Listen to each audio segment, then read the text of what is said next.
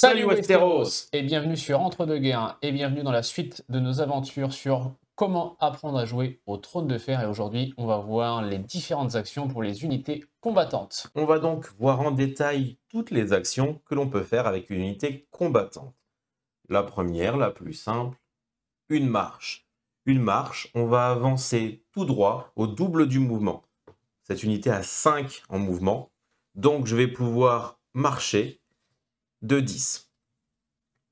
J'avance jusqu'à 10. Je peux m'arrêter avant si j'ai envie, pas de souci.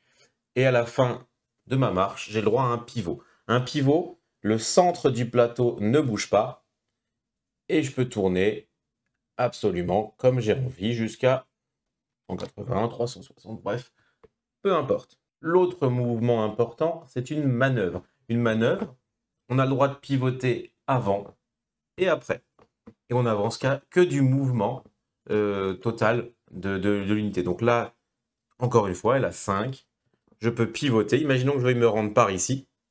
Je vais pivoter. Je vais bouger de 5 ou moins. Et j'ai le droit encore à un pivot. Imaginons que je vais m'orienter vers l'armée adverse qui serait par ici. Une autre action que les unités peuvent effectuer, c'est une action de charge. Pour faire une action de charge, il y a 3 conditions à respecter. La première, c'est d'être dans l'arc de vue avant de l'unité, que l'unité puisse en fait avoir la ligne de vue sur l'unité qu'elle veut charger. Alors, petite précision sur ce qu'est l'arc frontal, c'est les deux petites encoches qui sont situées à l'avant de l'unité qui permettent de définir l'arc frontal de l'unité. La deuxième condition pour pouvoir déclarer une charge est d'être potentiellement à portée de charge. Si en faisant 6 sur un dé, plus mon mouvement, je ne peux pas atteindre l'unité, je ne peux pas charger. Là, bien sûr, c'est largement faisable.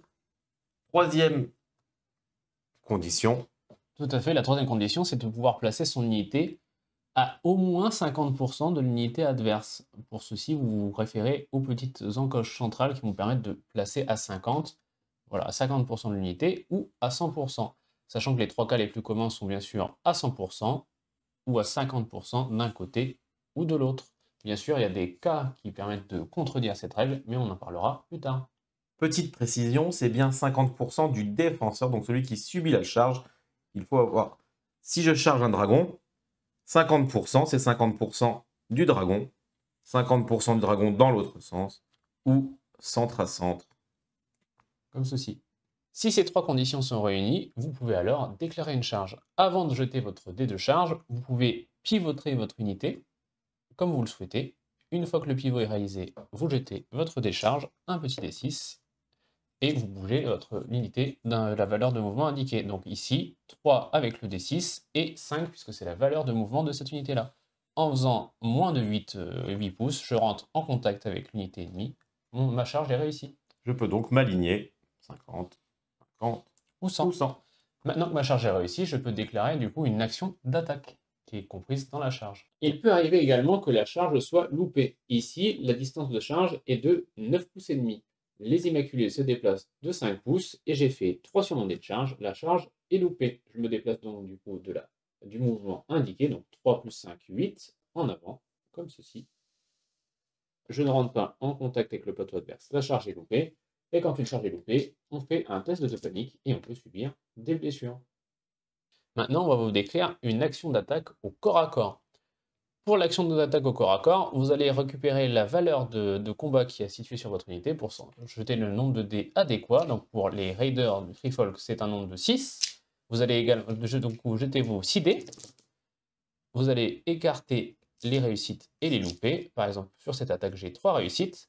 Et l'adversaire va devoir faire des jets de sauvegarde. Si cette action est du coup a été précédée de la charge, vous avez le droit à une relance de vos dés d'attaque.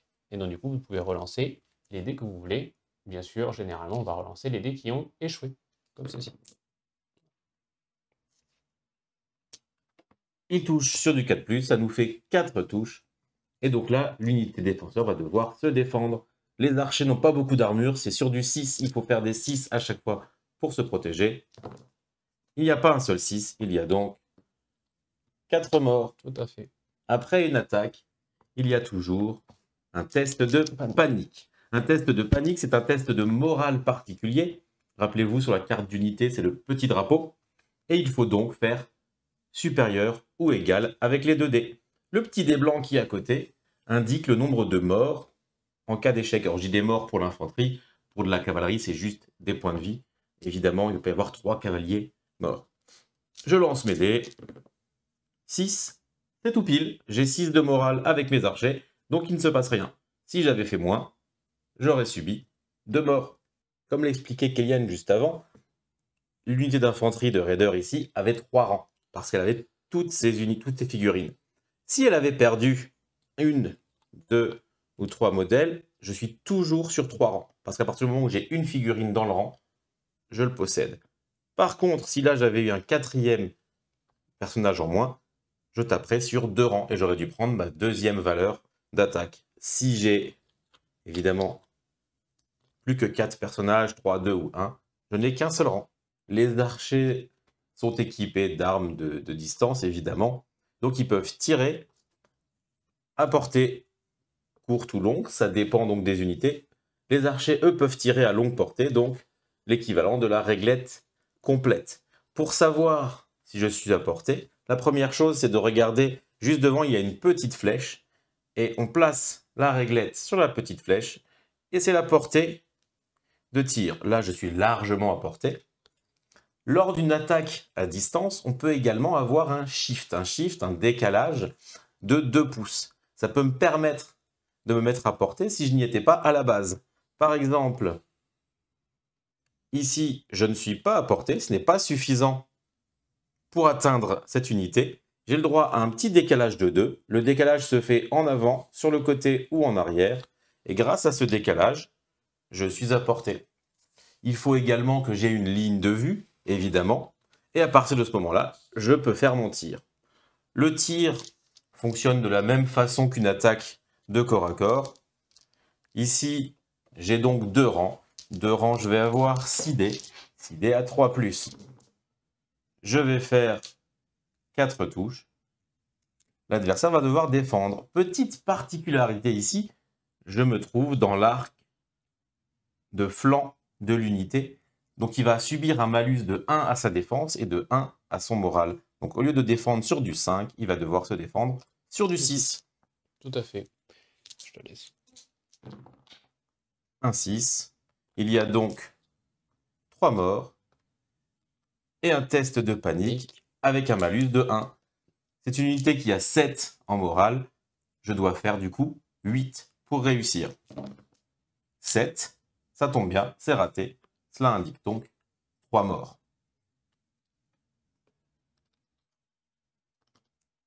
Tout comme l'attaque à distance peut se faire de face, de flanc ou de dos, il en est de même pour les charges. Pour savoir exactement où je me trouve, il faut regarder le centre du plateau.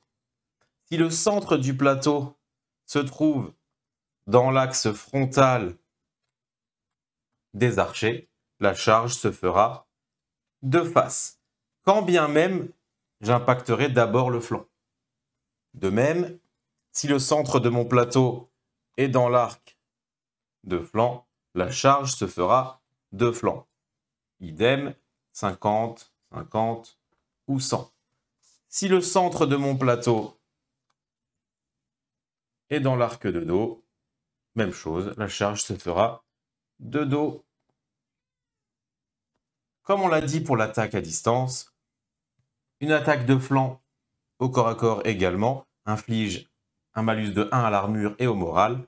Une attaque de dos infligera un malus de 2 à l'armure et de 2 au moral. Petite particularité sur les attaques et sur la défense, un 1 en attaque est toujours un échec, malgré les bonus qu'il pourrait y avoir, et un 6 en défense est toujours une réussite, même sur des archers qui ont 6 d'armure et qui se retrouveraient attaqués de dos. Une petite précision d'importance sur la charge, si je réussis quand même ma charge en ayant fait un 1 sur le dé, c'est une charge désordonnée. Une charge désordonnée, on perd le fait de pouvoir relancer ses jets d'attaque pendant la charge, et on ne peut pas jouer de cartes pendant toute la durée du tour. La dernière action qu'une unité combattante peut déclarer est une retraite. La retraite, la seule condition pour pouvoir la déclarer, c'est d'être déjà engagé au corps à corps avec une autre unité. Pour pouvoir faire une retraite, vous allez jeter un D6 et l'additionner à votre valeur de mouvement, comme ceci. Du coup, ça fait 5, les archers bougent à 6, je peux reculer de 11 pouces. Le repli peut se faire en arrière ou sur les côtés, tant que mon mouvement me fait finir à plus d'1 pouce d'une unité ennemie. À noter qu'à la fin de la retraite, je peux pivoter et mon adversaire également s'il veut me faire face, par exemple. Bien évidemment, une unité qui serait engagée de toutes parts ne pourrait pas reculer et donc ne pourrait pas déclarer une action de retraite. Une petite précision néanmoins sur les actions possibles pour les unités combattantes. Nous avons dit tout à l'heure que ne rien faire est une action valable. Ce n'est pas le cas pour une unité qui est engagée au corps à corps. Une unité engagée au corps à corps va devoir soit déclarer une action d'attaque ou soit une action de repli. Et voilà les amis, vous savez tout ce qu'il y a à savoir sur les actions des unités combattantes. N'oubliez pas de liker la vidéo, de commenter dans l'espace commentaire si vous avez la moindre question, de la partager et n'oubliez pas de vous abonner à la chaîne pour suivre la suite de nos aventures sur les comment jouer au trône de fer. Et la prochaine vidéo portera sur le plateau stratégique et les UNC, NCU. On vous dit à la prochaine. Des bisous les amis. À très bientôt. De la partager et également de vous inscrire Notre concours pour gagner un an d'abonnement chez Ferrero Rocher.